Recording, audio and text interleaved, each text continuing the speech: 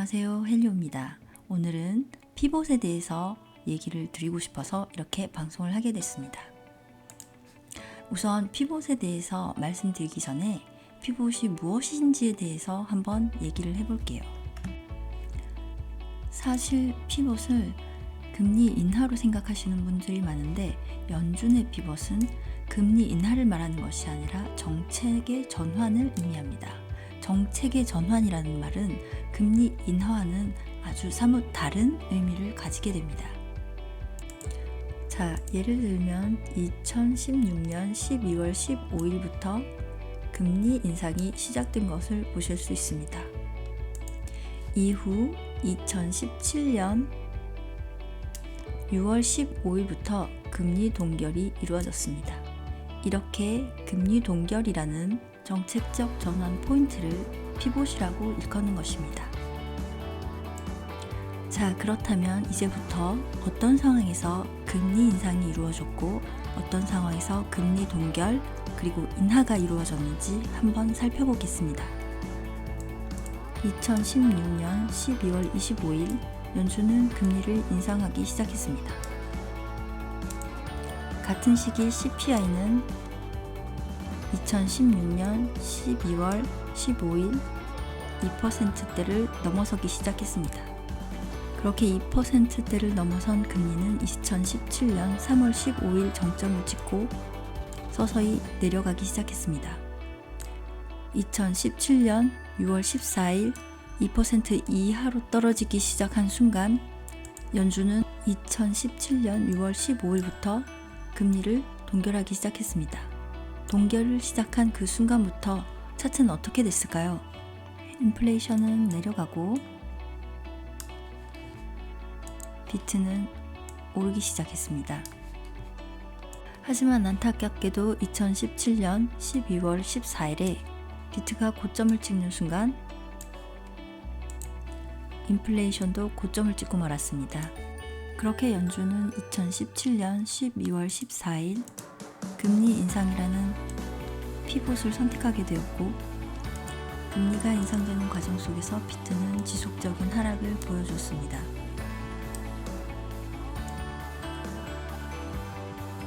그 후 CPI는 하락하고 2018년 12월 12일 2.2%에서 1.9%로 넘어가는 순간 연준은 다시 금리를 동결하기 시작했습니다. 연준의 5개월간의 금리 동결은 비트코인을 다시 상승하게 만들었고, 이 상승 기간은 직전 금리 동결 기간과 거의 동일하다는 것을 볼 수 있습니다. 비트는 2019년 6월 20일 마지막 동결의 달에 고점을 찍고 CPI가 2.0에서 1.8로 내려가는 순간 이미 하락하기 시작했습니다. 그 후 패드는 금리 인하를 시작하였고, 코로나를 기점으로 국제 기준 금리는 0.25%를 유지하게 됩니다. 자, 지금까지 제가 말씀드린 내용만 들어도 제가 무슨 얘기가 하고 싶은 건지 이해하셨을 거라고 생각됩니다.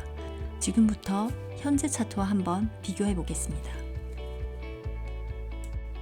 자, 앞 차트에서 우리가 연준이 CPI를 2%대를 유지하기 위해서 노력한다는 것을 알 수 있었고, 지금 연준이 하고 있는 목표 또한 2%라는 사실을 알고 있습니다. 2020년 3월 16일 코로나 발생 이후에 금리를 동결시키고 비트가 상승하는 동안 CPI는 고점에서 2.6%에 도달했습니다. 아마도 경제 전문가들이나 트레이더들은 이곳이 고점이라는 것을 인식하고 모든 포지션을 종료했을 것이라고 생각됩니다. 하지만 코로나로 인해서 금리는 전혀 인상할 수 없었고 CPI는 지속적으로 상승하게 되었습니다. 팬데믹 극복을 위한 재정 정책으로 인해서 비트는 다시 한번 커다란 반등을 보여줬고, CPI는 그 끝을 모르고 지속적으로 상승하기 시작했습니다. 연준이 금리를 올리기 시작한 것은 2022년 3월 12일 CPI가 7.9%를 도달했을 때입니다. 자, 연준의 최종 금리 예상 목표는 5에서 5.25%입니다. 현재는 4.5%고요. 최종 CPI 목표 지수는 2%입니다. 지금은 7.1%고요. 앞으로 계획된 금리 인상은 2월, 3월, 5월 있습니다. 금리 인상에 한 가지 참고할 수 있는 패드워치 툴의 투표를 보면 2월 달에 4.75%, 3월 달에 5%, 5월 달부터 5%의 금리 인상을 지속한다는 걸 확인하실 수 있습니다.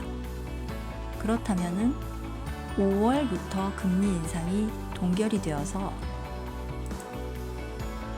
9월까지 지속되고 패드워치 투표에 따라 2023년 11월 1일부터 금리 인하가 된다는 가정하에 차트와 비교해보면 3월부터 11월까지 8개월이라는 금리 동결 기간을 산출해 볼 수 있습니다. 만약 최종 금리 예상 목표가가 5%가 아닌 5.25%라 할지라도 5월 달에 0.25%를 한 번 더 인상하면서 기존의 동결 기간과 거의 같은 기간의 동결 기간이 산출된다는 것을 알 수 있습니다. 미국의 조사에 의하면 2023년 9월부터 미국의 가계에 저축되는 저축량이 바닥날 것으로 예상하고 있습니다. 그렇다면 그 시기부터 가계에서는 카드를 사용하기 시작할 거고 바닥난 가계 자산으로 인한 경기 침체를 우려한 페드는 우리가 기존에 알고 있는 피봇, 그러니까 금리 인하라는 피봇 카드를 꺼낼 것이라고 예상해 볼 수 있는 것입니다. 자, 일단 녹화하는 동안 CPI 발표가 있었는데 6.5%로 발표가 나서 수정하겠습니다. 하지만 지금 제가 가장 집중해서 보고 있는 구간은 바로 이 구간입니다. 이 구간은 금리 동결도 아니고 금리 인하도 아닌 금리 상승 구간임에도 불구하고 기존의 빅 스텝이나 자이언트 스텝에 비하면 현저히 낮은 수준이기 때문에 시장이 어떻게 받아들일지에 대한 것은 미지수입니다. 사실 이 부분이 너무나 궁금했는데 이거에 대해서 설명해주는 경제 전문 유튜버들은 아직 보지를 못했고 딱 한 사람이 이거에 대해서 설명을 했는데 그 사람의 말을 인용해 보자면 아 그래 요 석 달 동안은 우리가 버텨볼 수 있어 그러니 미리 들어가자 하는 생각으로 기관들의 자금이 들어가고 있는 게 아닌가 하는 의견이었습니다. 하지만 기관들이 개미들을 털고 갈 것인지 아니면 태우고 갈 것인지 아니면 탈 시간도 없이 혼자 가버릴지는 아직 알 수 없는 것입니다. 하지만 다만 우리에게 주어진 소스는 지금 도달해야 할 CPI 지수는 2%이고 현재 우리의 위치는 6.5%이며 그 사이에는 4.5%라는 갭이 있고 이 4.5%의 갭은 이미 시장에 풀려져 있는 자금이 아직 중앙은행으로 돌아가지 않았다는 증거이며 이 지수는 2.5% 기존에 알고 있던 인플레이션의 최대치의 2배가 넘는 양이라는 것입니다.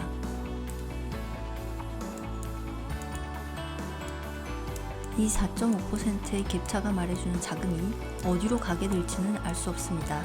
하지만 기관들은 이 자금을 적극적으로 활용해서 남은 기간 동안 최대한 수익을 내려고 할 것이라고 저는 생각합니다. 자, 오늘은 피봇에 대해서 말씀드렸습니다. 사실 어디서부터 말씀드려야 될지 너무 고민이 많았습니다. 나름대로 최대한 간결하게 말씀드리려고 노력을 했는데 도움이 되셨기를 바랍니다. 앞으로 페드의 정책 전환점인 피봇을 잘 활용하여서 투자에 도움이 되셨으면 하는 바람입니다. 방송을 끝까지 봐주셔서 감사합니다. 앞으로도 새로운 뉴스와 좋은 정보로 디스코드에서 찾아뵙겠습니다. 감사합니다.